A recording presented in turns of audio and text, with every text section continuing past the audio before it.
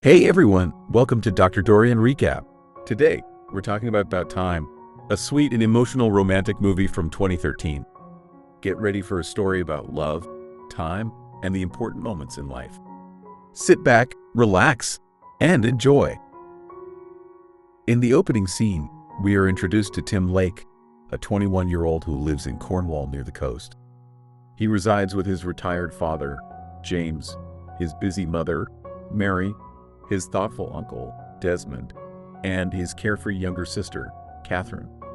Tim shares that his family has a tradition of going to the beach for tea and watching movies together in the yard every weekend, no matter the weather.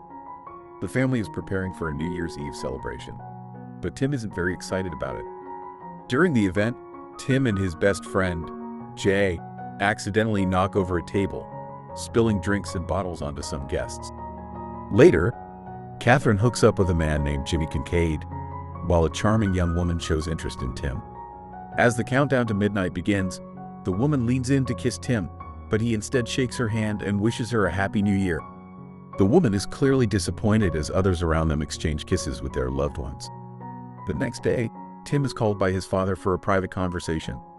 Now that Tim has turned 21, James reveals an important family secret. The men in their family have the ability to travel back in time to moments they've experienced before. Initially, Tim is skeptical, but his father convinces him by showing him how it works. James instructs Tim to enter a dark space, like a closet, close his eyes, make a fist, and concentrate on a specific moment he wants to revisit. Tim tries it, focusing on the previous day's party, and finds himself back at the event, wearing the same clothes as the day before. Surprised but intrigued, Tim re-enters the party and this time avoids knocking over the table. When the midnight countdown begins, he confidently approaches the blonde woman and shares a kiss with her. After returning to the present, Tim discusses the time-traveling ability with his father. James shares that he has used it for many things in his life but never for money or fame, although he admits to using it for his romantic pursuits. Tim, however, decides to use it to improve his love life. As summer rolls around, Tim becomes infatuated with Charlotte, a friend of his sister. One day, while Charlotte and Catherine are sunbathing, Charlotte asks Tim to apply sunscreen to her back. Tim, feeling nervous, accidentally squeezes too much sunscreen onto her, causing an awkward moment. Embarrassed, Tim retreats to the house and travels back in time to that exact moment, this time carefully applying sunscreen to her back. On the last day of Charlotte's visit, Tim gathers the courage to confess his feelings, but Charlotte tells him he should have done so earlier. He travels back in time again to express his feelings midway through her visit, but once again, she brushes him off. Eventually, Tim realizes that no matter how many times he travels back in time, he can't change someone's feelings. After the summer, Tim moves to London to pursue a career as a lawyer. He lives with Harry, a friend of his father's who is a bitter, cynical playwright. Tim begins working at a law firm and befriends a young man named Rory, while also searching for a girlfriend. However, his efforts in the romance department don't seem to be paying off, and 6 months pass without any romantic success. One evening, Tim and Jay visit a unique restaurant called Don's Lynn Law, where they are paired with blind dates in a dark room. There, Tim meets Mary, and the two enjoy an engaging conversation. Later, Tim is captivated by her beauty and manages to get her phone number. Afterward, Tim learns that Harry's new play has gone terribly wrong because the lead actor forgot his lines. Determined to help, Tim travels back in time to the performance and discreetly holds up cue cards for the actor, ensuring the play goes smoothly and ultimately becomes a success. However, Tim soon discovers that his time-traveling actions have erased the evening he spent with Mary. In a frantic attempt to find her, Tim visits the restaurant again but has no luck. The next day, he sees an advertisement featuring Kate Moss, which reminds him of Mary's fascination with the celebrity. Tim decides to visit an ongoing exhibition dedicated to Kate Moss, hoping to find Mary there. After a week, he finally runs into her, and they reconnect. Tim learns that Mary now has a boyfriend, which makes him feel jealous. He presses her for details about how she met him, and she reveals that it was at a party hosted by Joanna. Armed with this information, Tim travels back in time to that party. Tim arrives early at the party, and before Mary meets her boyfriend, he strikes up a conversation with her. Despite some initial awkwardness, Tim persuades her to leave the party and have dinner with him. During their first date, Tim learns more about Mary's work at a book publisher. After a pleasant evening, Tim walks Mary home, and they end up kissing. Tim spends the night with Mary, but his awkwardness leads to some hilarious missteps. Using his time travel ability, he redoes their first intimate moments to make them more memorable. One day, Mary surprises Tim by telling him that her parents are coming to visit from America. She insists that Tim avoid mentioning any intimate details about their relationship, as her parents are conservative. However, Tim blunders and shares everything, leading to an embarrassing situation. They share a meal with her parents, during which Mary confesses her love for Tim. A few days later, Tim attends a play and spots Charlotte in the audience. Afterward, he talks to her, and Charlotte admits that she regrets turning him down earlier and wants to get to know him better. She invites him to dinner, and after the meal, Charlotte unexpectedly invites him to her place. Tim realizes she wants to sleep with him, so he politely declines. This encounter helps Tim realize that he truly loves Mary, and he rushes back home to propose to her. Mary happily accepts. The following summer, Tim and Mary visit his parents' home, where Mary bonds with his family.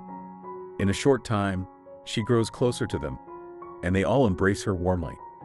Tim announces that they are getting married soon and also shares the exciting news of Mary's pregnancy, which brings happiness to everyone. Finally, the long-awaited wedding day arrives, and despite a storm disrupting the party venue, the ceremony is filled with romance and laughter. Rory, serving as the best man, delivers an awkward speech during the reception. In response, Tim travels back in time and chooses Harry as his best man, but Harry's remarks turn out to be rude as well. This prompts Tim to travel back again and ultimately select his father, who manages to deliver a heartfelt speech fitting for the occasion. A few months later, Mary gives birth to a beautiful baby girl, whom they name Posey. The family moves into their new house despite struggling with finances. Tim narrates that their happiness outweighs any financial concerns. The scene then shifts to Posey's first birthday, where Tim's family, including Harry and Rory, gathers to celebrate, with the exception of Catherine.